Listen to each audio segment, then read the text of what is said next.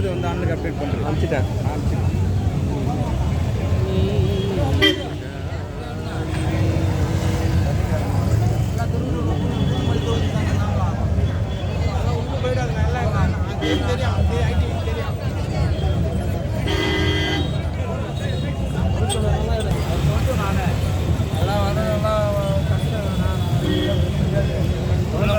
உள்ளே வந்துட்டா நாங்கள் வந்துடுறோம்.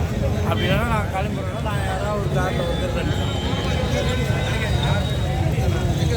அது ஒன்றும் பிரச்சனை இல்லை.